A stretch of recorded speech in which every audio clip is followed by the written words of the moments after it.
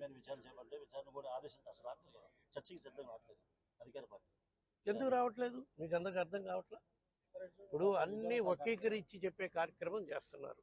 First Tirumala ప్రసాదాల్లో కల్తీ జంతు కొవ్వు వాడారని సాక్షాత్తు ముఖ్యమంత్రి గారు మాట్లాడితేనే కదా సుప్రీంకోర్టుకి వెళ్ళడం జరిగింది. మేము సుప్రీంకోర్టు ఏం చెప్పింది, ముఖ్యమంత్రి స్థాయిలో ఉన్న వ్యక్తి ఆ విధంగా ఆరోపణ చేయకూడదు, నిజ నిర్ధారణ తెలుసుకున్నాకనే మాట్లాడాలి అని చెప్పింది.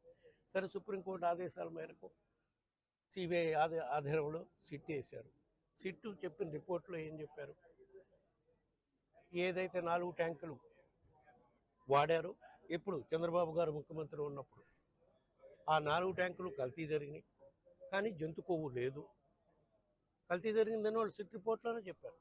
ఇంకా ఘోరం ఏంటంటే ఆ సిట్ రిపోర్ట్లోనే చెప్పారు, ఏ అయితే ఆనవాయితీ ప్రకారం కల్తీ ఉంటే అడల్టెడ్ గీ కానీ ఏదైనా సప్లై జరిగితే రిజెక్ట్ చేస్తారు. మన టీటీడీలో శాంపిల్ తీసుకున్నాక శాంపిల్లో ఫెయిల్ అయితే. ఆ విధంగా వైఎస్ఆర్ కాంగ్రెస్ పార్టీ ప్రభుత్వంలో 17 సార్లు 16 సార్లు రిజెక్ట్ చేశారు. అంతకుముందు ప్రభుత్వంలో కూడా వాళ్ళ కాలంలో కూడా రిజెక్ట్ చేశారు. ఆ విధంగా రిజెక్ట్ చేయబడిన నెయ్యి కల్తీ జరిగింది, కానీ ఏదైనా కానీ రిజెక్ట్ అయిన నెయ్యి వాడిన సందర్భాల్లో కూడా ఎక్కడా లేదు. ఇప్పుడు 2024లో చంద్రబాబు నాయుడు గారు ముఖ్యమంత్రి అయినాక ఏదైతే కల్తీ గీ అని ఆయనే చెప్పాడో ఆ కల్తీ గ్రీన్ రిజెక్ట్ చేసి ట్యాంకర్లు వెనక్కపోతే మళ్ళా వేరే వాళ్ళ పేరు మీద ఆ ట్యాంకర్లు సప్లై చేసి ఆ గీ ప్రసాదాల్లో వాడటం జరిగింది.